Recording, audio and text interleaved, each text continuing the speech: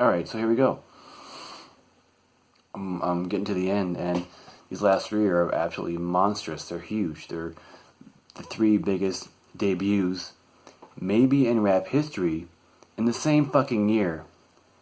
And I don't agree with the order it's on this site, but, I agree with their general placements. But I'm not going to start in the order that they're in because I want to end on a particular album that deserves the number one spot. And it's not, well, actually, on this site, I think it's almost like they've all just tied for first place. But, alright, I'm gonna start with Outkast. I mean, shit. What can you say about Outkast that hasn't already been said? I mean, it's such a unique sound, and they basically crafted the whole Atlanta sound them single-handedly, practically. Not fully, but, Ghetto Boys helped them a lot, because fuck, Ghetto Boys are awesome, but, they didn't do nothing in 94, but fuck, man, Southern Playalistic Cadillac Music, like, shit.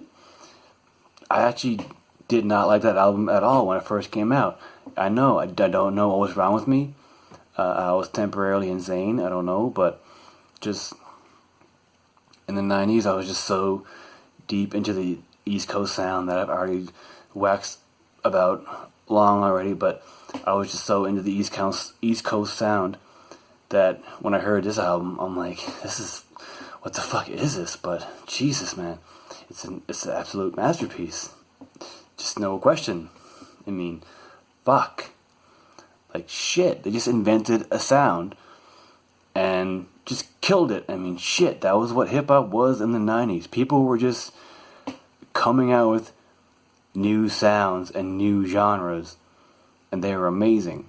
And then, I don't know, it just seemed like other people couldn't do it as good. Like, Outkast were just so good at changing your sound.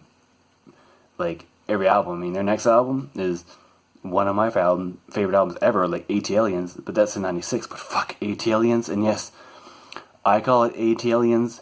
If you call it Atlians, you're a moron, because Atlians is stupid. Okay? It's not a word. Alright, I know AT-Aliens it's a maybe dumb title, but maybe Southern Playalistic Cadillac Music is too, but I call it AT-Aliens, because they said it themselves on the fucking album. It's AT-Aliens, okay? So they said it. So if you call it Atlians, you're just an ignorant fuckhead. But Southern Playalistic Music, shit. Like, what an amazing album. What an amazing sound. Like, they just absolutely killed it. Oh, fuck. Sorry, I'm getting tired. I gotta try to edit this part out. But they just, they just came out with a new sound of rapping, a new style of beats, like the whole Organized Noise crew that just kind of came, this crew that came together, which they came up with this weird sound of like using live music to make hip-hop. That was like unheard of at the time, but I mean, we all know that the Roots just knocked it out of the fucking park and shit. I actually thought that Do You Want More came out in this year, because I would have lost my shit if that was true, but it actually came out in 95. But goddamn, what an album that is. But maybe I'll do a 95 video too, but 94, just no one can touch 94. It's just how it is. Oh. You're not gonna believe who the fuck I'm gonna talk about next. We all know who it is, I mean,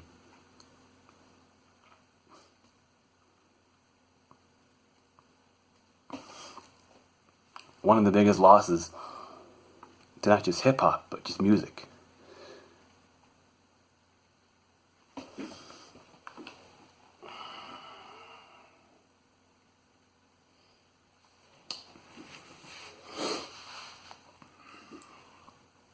Man, I'm like tired, fucked up now. This is how tired I'm starting to get, I guess. You're still sitting there. I don't even know if I'll keep this in. And you're watching like, alright, I probably know who he's talking about. Just say it already. And like, I can't decide if I wanted to end on this album or the other album. And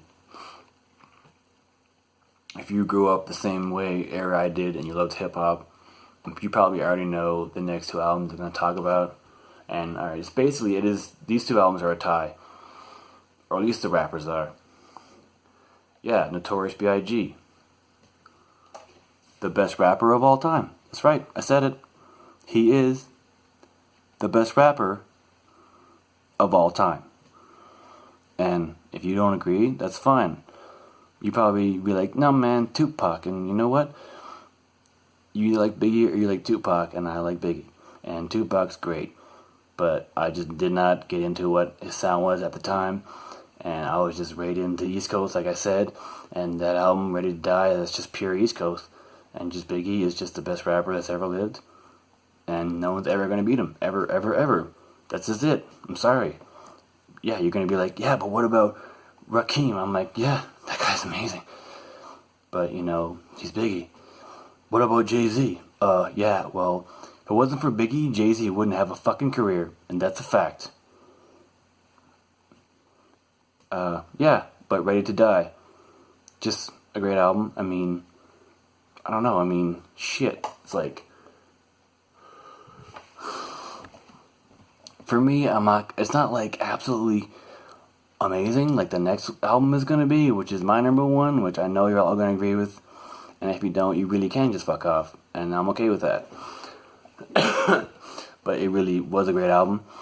It's actually another album I didn't totally like at first for some reason, but I kept listening to it and I just realized that it's just a fucking great album from start to finish. And Biggie just had a flow that is just unmatched. There's no one that can match his flow. It's just unreal. He is the best rapper. Full stop. Alright. Here, I think this is it. This is the number one. And yeah, we all know that I warned you that my hip-hop section of this video would be extra long because it's my baby, it's my love, it's my... If I could marry hip-hop and have a kid with it, I just would. If there was a way to have sex with hip-hop, I would do it. I don't know how, but if there's a way, let me know. I want to know. Because I would fuck it. I want to fuck hip-hop. I want it to, like, know how much it's awesome. Alright. Here it is, man. Nas, Illmatic. I could end the video right now. I mean, what else should I say? Like, if you're not convinced by now that 94 is not the best year in hip-hop, there is something wrong with your brain. Full stop. Okay? 10 tracks. 10 tracks. That's all you needed. Some fucking kid who's like, what, 19, 20, I don't know, comes out of nowhere and it's just amazing. Nas, like, fuck. I mean, he's a legend. I'm not gonna lie. After a second album, I kind of just stopped listening to him. I don't know why. I just do that. I would do that for no reason. I listen to someone and think they're good, but then just stop listening to them. And I don't know. Nas' second album was okay, but it was just so much weaker than Illmatic. I mean, I'm like, yo, that guy fell off after one album, even though he didn't. But fuck, Illmatic was just so good. I mean, it's just so good. It's fucking flawless. 10 tracks of just pure, flawless tracks produced by the best producers that ever lived at that exact time. I mean, we've already talked about DJ Premier, but I mean, that's what you did in the 90s. If you come out with an album, you get DJ Premier on it, and it's guaranteed fire. He had Large Professor, another ridiculously sick, amazing producer. Holy fuck. Who's next? One of the best rapper producers that's ever lived. Even though he was in a band, which is also another favorite band of mine. I'm talking about Q-Tip and A Tribe Called Quest, the band, which I could easily do 18 videos about. That guy is just a super duperly dumb word. He's a producer that I think is underrated. I feel like people don't realize how many ridiculously sick dope tracks Q-Tip has produced. I just think people don't know that. And Pete Rock is up next. I mean, shit. Pete Rock, he's Pete Rock. And LES, some guy that I didn't even hear, but even people no one heard of were just making dope tracks for Nas. But I mean, shit. Illmatic is pure flawless. There's just nothing better. There's nothing better than Illmatic. I mean, the funny thing is, I'm going on about it forever, and it's not even my favorite album of all time. And I'm not even going to talk about that right now. I'm not even going to talk about it. I'm not even going to get close to that. But it just changed the game. It was a game changer. Game changer, big time. It was just so good. And it's like, you know, on the list of classic albums for hip hop, on everyone's list, like anyone who's like, yo, what's your favorite albums of all time? Illmatic is on there somewhere, in some order. It's just there. I think that's it. I think I need to stop because I'm getting tired. And yeah, I just need to. I honestly don't know how long this is going to end up being, or if I'm going to do one long edit or edit whatever, but at this point, I'm kind of just babbling.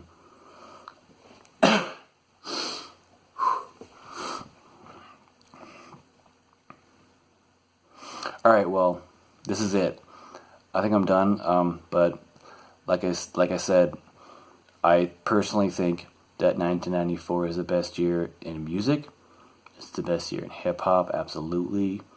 I think, to me, there's no argument about that, but the year in general, I'd love to hear an argument. I'd love to hear someone be like, yo, this year is the best year, and this is why, and I'll totally read it, because I want to know what people think. But yeah, if you've watched up to this point, that's great, because this is the babblings of a madman right now, literally, pretty much. The raving babblingness of a lunatic. So, it's time for me to sign off. But thanks for watching the video if you've done. And let me know what you think about my decisions on shit. Like, if you disagree about any of these albums, I'd love to hear it. Like, maybe none of these albums you like at all, and there's some weird album that I've never heard of that you love, and I'd love to know about it. Thanks for watching. Alright, so I'm just doing a little follow-up on my new GoPro, so that's why it looks different. And I also moved since the last video that I shot, and it's just a weird coincidence that I'm wearing the same clothes, because, I don't know, when I'm home I just wear stuff like this. But yeah, I forgot to mention one song. I checked back to see what else I may have missed, but you know, these are just my opinions, so you know, like I said, if I missed something, then let me know in the comments. But the song that I did forget is actually a pretty amazing song, that may be one of my favorite songs ever, and that song is Crooklyn by the Crooklyn Dodgers. Now, holy fuck, is that ever an amazing song. And it's produced by Q-Tip. It was a collaboration song, and it was on the soundtrack for the Spike Lee movie of the same name, Crooklyn.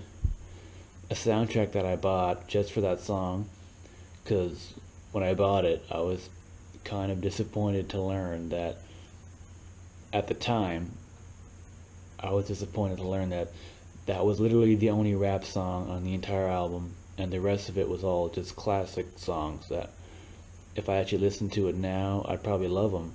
But back then, I heard the tape and I was like, what the fuck? There's only one rap song on here and the rest is just a bunch of soul shit. But I don't know.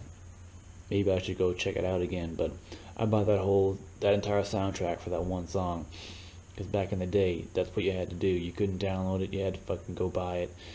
An entire album for one song or a single. I don't even know if they sell singles anymore, but I used to buy singles and stuff too. But man, what a fucking song. Like that song was amazing, and I was so mad that I actually forgot it. I had to record a video just to add it on, because there's no way I couldn't include that. One of my favorite songs ever, with Buckshot from Boot Camp, or from Black Moon to be specific, Special Ed, and Master Ace. And yeah, just an amazing, phenomenal song that I had to just record another video to make sure it was included. So hopefully that's it. I'm going to end the video and try to get it all uploaded now.